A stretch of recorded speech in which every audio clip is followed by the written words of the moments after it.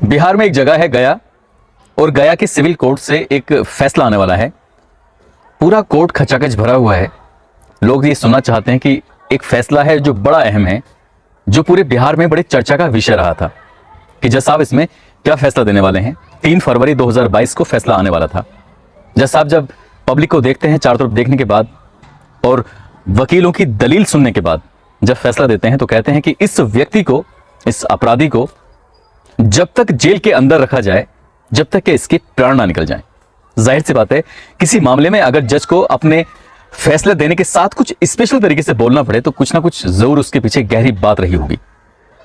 बाकी बात इतनी गहरी थी कि इसकी गूंज पूरे प्रदेश में नहीं बल्कि आसपास के इलाकों में फैल गई थी।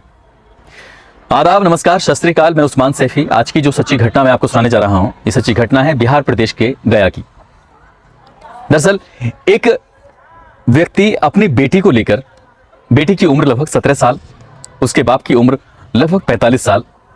बाप उसका एक गांव इलाका लगता है इस्लामपुर, वहां के एक हॉस्पिटल में अपनी बेटी को लेके जाता है। डॉक्टर साहब के सामने गिड़गिड़ाते हुए, रोते हुए कहता है कि डॉक्टर साहब, हमारी इस इज्जत को नीलाम होने से बचा लीजिए। दरअसल उसकी बेटी है, उसकी शादी नहीं हुई है, 17 साल की उम्र है और उसके पेट में 5 महीने का गर्भ पल रहा था।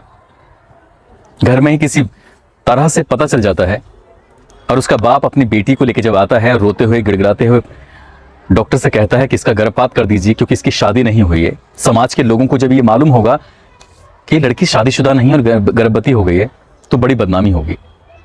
डॉक्टर साहब ने सामाजिक दृष्टि से उस बेटी को ले जाकर उसका अबॉर्शन करने की जब शुरुआत की तो डॉक्टर ने आखिरकार पूछ ही बैठे कि बेटी ये सब तुम्हारे साथ कैसे हुआ। हालांकि उन्हें कोई अधिकार नहीं था ना ये सब करने का और ना ही ये सब पूछने का।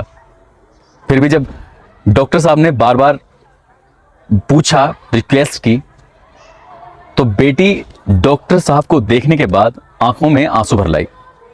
कुछ बोल नहीं पा रही थी। उसकी आंख से जब आंसू जोर जोर से गिरने लगते हैं तो वाकई ये बहुत भयानक था। तब तक उसका अबॉर्शन हो चुका था। डॉक्टर पूछते हैं कि बेटी तुम्हारे रोने की क्या वजह है, क्यों रो रही हो, क्या दिक्कत है। तब वो बताती है कि ये जो मेरे पेट में बच्चा था वो किसी और का नहीं, मेरे खुद के बाप का बच्चा था। मगर अब से कुछ देर पहले जब उसका बाप आता है और आकर कहता है कि मेरी बेटी का अबॉर्शन करा दीजिए, समाज में बड़ी बदनामी होगी, तो ये दोनों बातें आपस में मैच नहीं कर रही थी। डॉक्टर भी हिल के रह गया कि आखिरकार एक बाप अपनी बेटी के साथ कैसे कर सकता है। डॉक्टर ने बड़ी समझदारी का परिचय दिया और तुरंत ही पुलिस को मौके पर बुलवा लिया।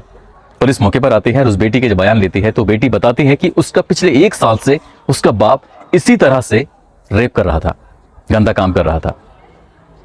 और वो बेटी गर्भवती हो जाती है।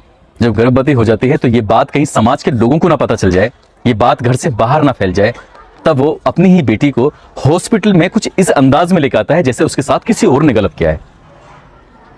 पुलिस उस आरोपी को जब ही हाथों हाथ गिरफ्तार कर लेती है, जिसका नाम है सुरेंद्र पासवान।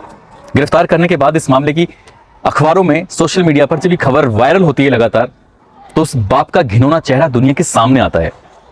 फिर वहां के इलाके के लोग, सामाजिक संस्थाएं, स्कूल, कॉलेज, हर व्यक्ति उस व्यक्ति को बड़ी से बड़ी सजा की मांग करने लगा। 3 फरवरी 2022 का ये वाकया है। सुबह के लगभग 10 या 11 बजे के आसपास का वक्त रहा होगा।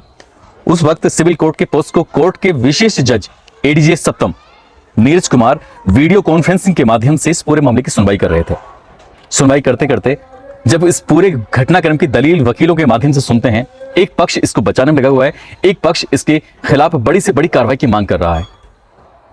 तब जज साहब यानी कि नीरज कुमार कहते हैं कि इस व्यक्ति को जेल के अंदर, सलाखों के अंदर तब तक रखा जाए जब तक इस व्यक्ति के प्राण हमेशा हमेशा के लिए निकल ना जाए।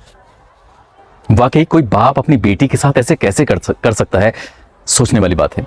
अगर बेटियां अपने ही घर में, अपने ही माँ बाप के, अपनी ही उस चारदीवारी में जिसमें वो बचपन से पली हैं, बड़ी हैं, सब कुछ हुआ है, वहीं सुरक्षित नहीं है, तो आखिरकार कहां सुरक्षित होंगी। कोर्ट को शायद इससे भी बड़ा कदम उठाना चाहिए था। साथ ही जो कोर्ट की एक व्यवस्था है वो कम से कम समय में अगर अपराधियों को सजा मिले तो अपराधियों के अपराध करने के जो हौसले हैं वो पस्त हो जाएंगे।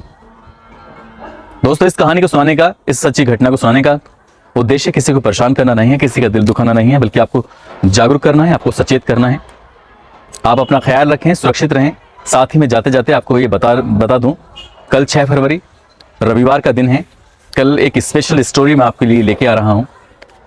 वो स्टोरी वाकई अपना आप में बड़ी दिलचस्प है। वो इस स्टोरी ने पूरे देश को हिला के रख दिया था। 6 फरवरी का दिन मैंने इसलिए चुना था क्योंकि ये घटना 6 फरवरी 2017 को अब से ठीक 5 साल पहले हुई थी। तो उस खबर को देखना ना भूलें, कुछ स्पेशल है आपके लिए। जय हिंद, जय भारत।